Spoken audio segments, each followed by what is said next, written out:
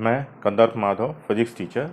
इस वीडियो में हम लोग बात करने वाले हैं क्लास 9th के मोशन चैप्टर के सबसे last topic, that is uniform circular motion के बारे में। आपको जो सर्कुलर मोशन है वो हायर क्लासेस में ज़्यादा डिटेल में पढ़ना है। यहाँ सिर्फ उसके बारे में जाना है कि है क्या, उसमें क्या चीज़ें हमारे काम की हैं उसके बारे में। तो यूनिफॉर्म सर्कुलर मोशन क्या है? When a body travels equal distances in equal intervals of time over a circular path, its speed is uniform. The motion of the body is said to be uniform circular motion. एकदम simple words में, कोई भी object किसी circular path पे uniformly move कर रही है, यानी हर इक्वल टाइम इंटरवल्स में इक्वल डिस्टेंस को कवर कर रही है, तो वैसे ऑब्जेक्ट के मोशन को हम लोग यूनिफॉर्म सर्कुलर मोशन के नाम से जानते हैं। ठीक है, यूनिफॉर्म सर्कुलर मोशन। अब during the uniform circular motion, यानी जब यूनिफॉर्म सर्कुलर मोशन हो रहा है, only the speed of the body is constant. यानी जब कोई ऑब्जेक्ट किसी सर्कुलर पाथ पे, यानी कि यहाँ पे सर्कुलर पाथ पे जब मूव करता है तो उसकी स्पीड सिर्फ कांस्टेंट होती है, उसकी डायरेक्शन एवरी टाइम चेंजेस करती है फ्रैक्शंस ऑफ सेकंड्स के साथ। सो इनफाइनाइट, अगर आपसे पूछा जाए कि किसी सर्कुलर ट्रैक पर अगर कोई ऑब्जेक्ट मूव कर रहा है तो उसके पास कितने डायरेक्शंस हैं, तो आंसर है infinite number of directions. So, during the uniform circular motion, only the speed of the body is constant, but the direction of motion of the body is changing continuously. ठीक, और जो direction होता है वो tangentially होता है। Tangent क्या है?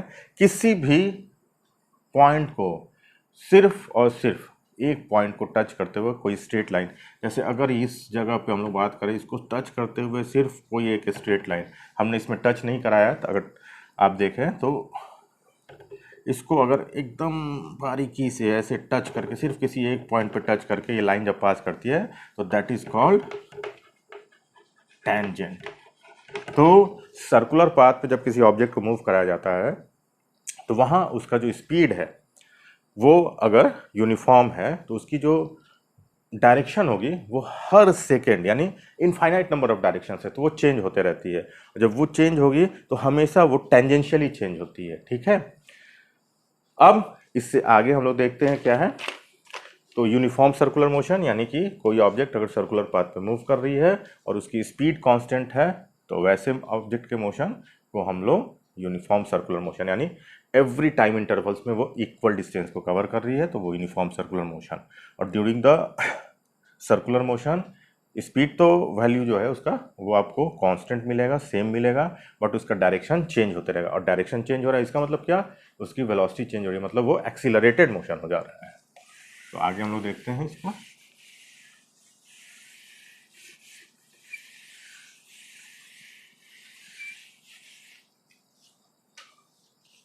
Therefore,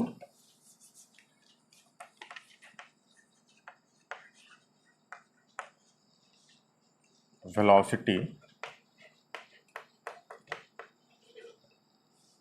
of the body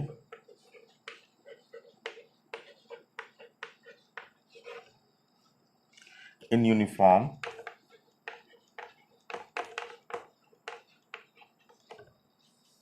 circular motion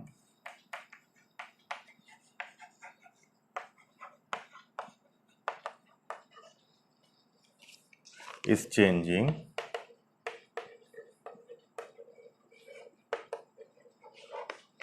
continuously.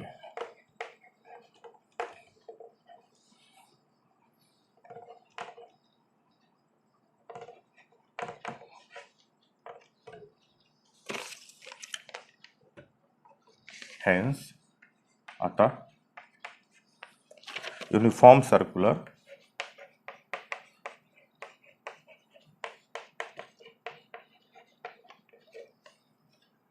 motion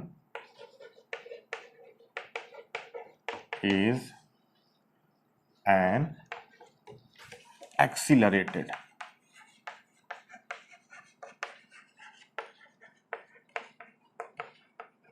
यानी कि कोई भी ऑब्जेक्ट अगर सर्कुलर पाथ पे मूव कर रही है तो उसकी जो वेलोसिटी है कंटिन्यूअसली चेंज करिए, और जब वेलोसिटी चेंज करिए मतलब कि वो जो मोशन है वो एक्सीलरेटेड है।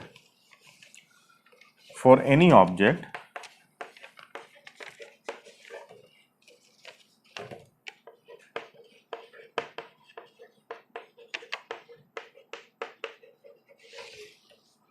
moving on circular path, an external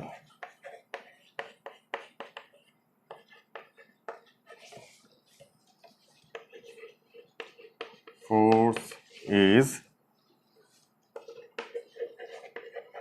required to produce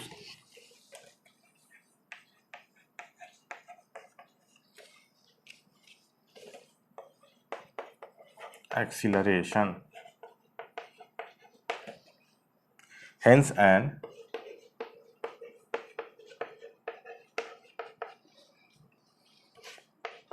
external force is needed to move a body uniformly in a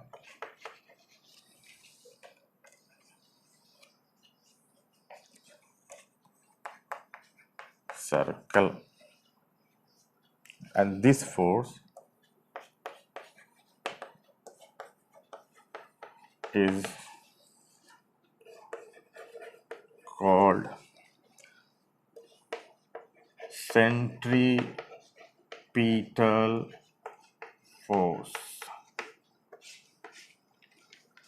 क्या कह रहे हैं कि therefore velocity of the body in uniform circular motion is changing continuously, hence uniform circular motion is an accelerated motion. क्योंकि जब किसी circular path पे कोई ऑब्जेक्ट मूव करता है तो उसकी वेलोसिटी कंटिन्यूअसली चेंज होते रहती है, क्योंकि उसका डायरेक्शन कंटिन्यूअसली चेंज हो रहा है, तो वैसा मोशन जो होता है वो एक्सीलरेटेड मोशन कहा जाता है. अब ये जो एक्सीलरेशन प्रोड्यूस हो रहा है वो कैसे हो रहा है? So for any object moving on circular path an external force is required. किसी भी ऑब्जेक्ट को सर्कुलर पाथ पे मूव कराने के लिए एक एक्सटर्नल फोर्स की रिक्वायरमेंट होती है to produce acceleration, and hence an external force is needed to move a body uniformly in a circle, and this force is called centripetal force. बहुत important है, किसी भी ऑब्जेक्ट को अगर आपको सर्कुलर पाथ पे मूव कराना है तो एक खास तरह के फोर्स का रिक्वायरमेंट होता है, and that force is centripetal force. फिर आगे हम लोग देखते हैं इसमें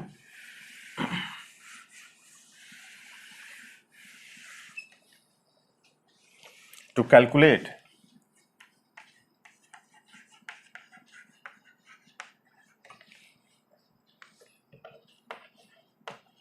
speed of the body in uniform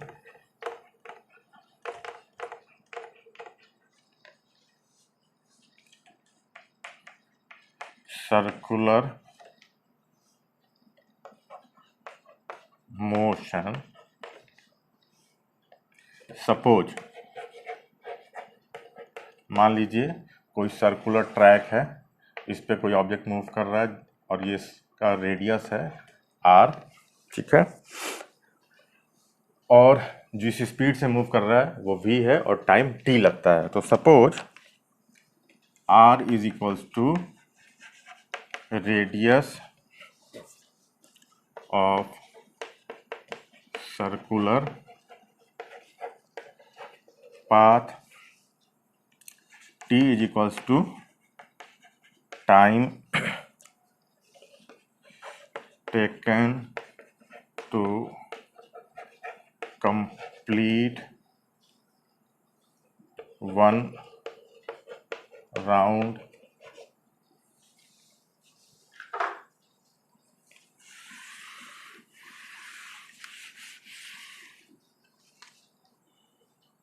and v is equals to speed of the body in uniform circular motion, then क्या होगा कि distance travelled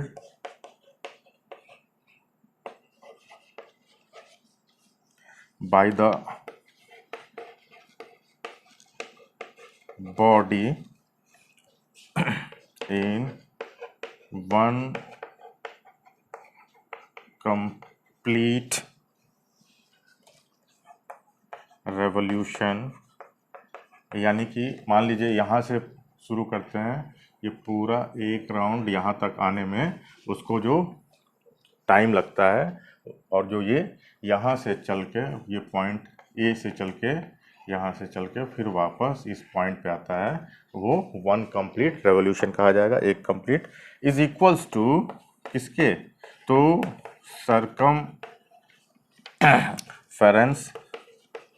circumference of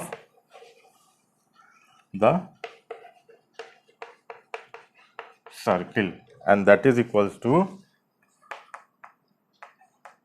that is speed, यानी कि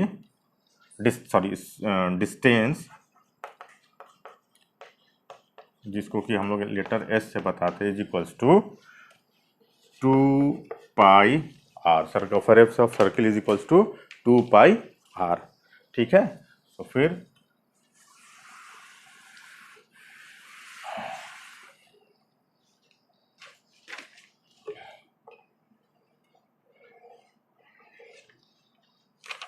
तो और वी नो दैट स्पीड यानी v is equals to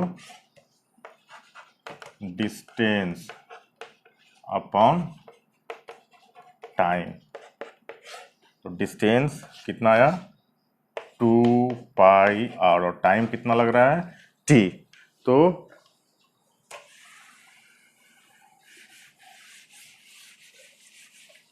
आपके पास क्या आ जाएगा,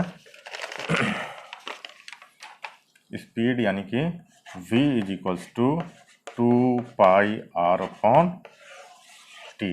यानी कोई भी ऑब्जेक्ट अगर किसी सर्कुलर पाथ पे यूनिफॉर्मली मूव कर रहा है तो उसके अगर स्पीड को आप पता करना चाहते हैं तो उसका फॉर्मूला होगा 2 pi are divided by time, यानी एक कंप्लीट रेवोल्यूशन करने में उसको जो टाइम लगता है दैट टाइम।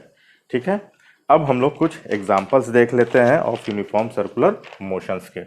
ठीक है, ये फॉर्मूला एकदम इंपॉर्टेंट है, इसको याद रखिएगा। इस पे आपको कुछ न्यूमेरिकल क्वेश्चंस भी बनाने हैं, जो हम लोग उसके लिए एक सेपरेट वीडियो बनाएंगे जिसमें हम लोग न्यूमेरिकल क्वेश्चंस पे डिस्कशन करेंगे।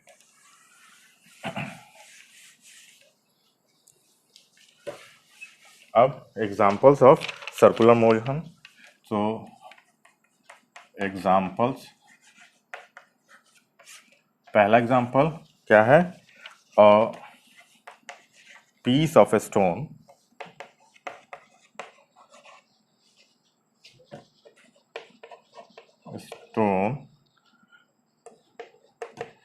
tied to a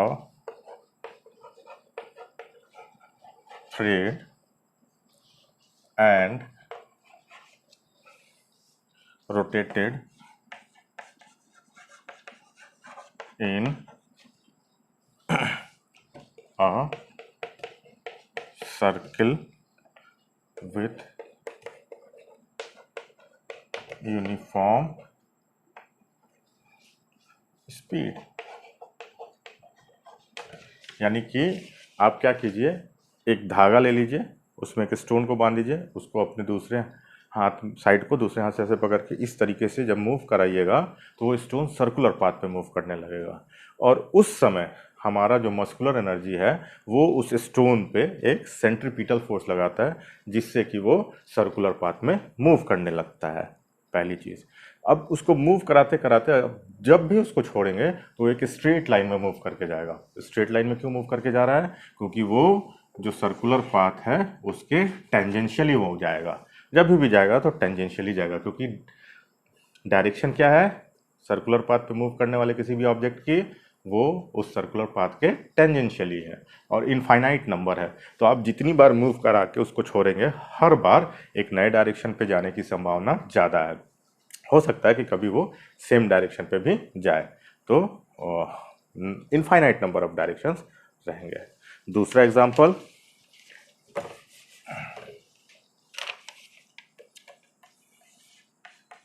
in a game of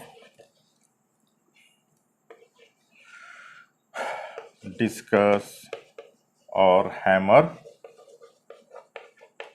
throw, जो गोला फेंक खेल होता है या हैमर फेंकने का खेल होता है, उसमें आप देखिएगा कि गोला फेंकने वाले अपने आप को सर्कुलर पाथ में घुमाता है और उसके बाद वो उस गोले को वहाँ से रिलीज करता है, तो वो ऐसे स्ट्रेट लाइन में। तो इसका मतलब कि सर्कुलर पाथ में आया, सेंट्रीपिटल फोर्स लगा।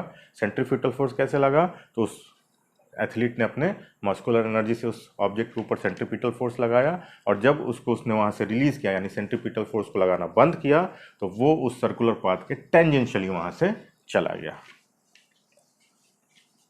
Third example, motion of moon around the earth के चारों तरफ जो मून है वो सर्कुलर पाथ में मूव करता है। तो उस मून के ऊपर अर्थ का जो ग्रेविटेशनल अट्रैक्शनल फोर्स है वो उसको सेंट्रीपिटल फोर्स प्रोवाइड कराता है, जिस वजह से मून जो है अर्थ के चारों तरफ मूव करते रहता है। द डे, वैसा डे अभी तक आया नहीं है और इन फ्यूचर अभी संभावना भी नहीं है कि अर्थ उसके ऊपर ग्रेविटेशनल फोर्स लगाना बंद कर दे, तो क्या होगा? जैसे डिस्कस थ्रो में, या जब आप स्टोन को रोटेट करा रहे थे धागे में बांध के और छोड़ रहे थे, तो स्ट्रेट लाइन में वहाँ से निकल जा रहा था, सर्कुलर पाथ उसका खत्म हो जा रहा था। तो अगर मून के ऊपर जो अर्थ का ग्रेविटेशनल अट्रैक्शनल फोर्स लग रहा है जिससे कि उसको सेंट्रीपिटल फोर्स मिलता है, अगर वो लगना बंद हो जाएगा तो मून किसी स्ट्रेट लाइन में निकल जाएगा और फिर हम लोगों को चांद दिखना बंद हो जाएगा। थर्ड के बाद फोर्थ नंबर क्या है? Motion of earth around the sun. Sun के चारों तरफ सारे प्लैनेट्स अर्थ मूव करते रहते सर्कुलर पाथ में। क्यों? क्योंकि जो सन है वो सारे प्लैनेट्स को इंक्लूडिंग अर्थ को सेंट्रीपिटल फोर्स प्रोवाइड कराता है। कैसे? तो सन के ग्रेविटेशनल अट्रैक्शनल फोर्स की वजह से अर्थ के ऊपर, मार्स, जुपिटर जो भी है उन सब के ऊपर एक सेंट्रीपिटल फोर्स लगता है और उस वजह से वो सर्कुलर ट्रैक में मूव कर रहे हैं। अगर सन का ग्रेविटेशनल फोर्स खत्म हो जाए और उनके खत्म हो जाएगा तो सेंट्रीपिटल फोर्स भी लगना बंद हो जाएगा। इन दैट केस क्या होगा? ये सारे के सारे कहीं किसी स्ट्रेट लाइन में निकल जाएंगे टेंजेंशियली, और फिर सारा जो हमारा जो इतना दिनों से हम पढ़ते चले आ रहे हैं, देखते चले आ रहे हैं, उसके ऊपर सारा रिसर्च कर रहे हैं, तो ये सारा का सारा चीज़ खत्म हो जाएगा, जो कि अभी नहीं अरबों साल तक ऐसे ही चलते रहेगा। उसके अलावा बहुत सारे एग्जाम्पल है। क्या? कि मोशन ऑफ आर्टिफिशियल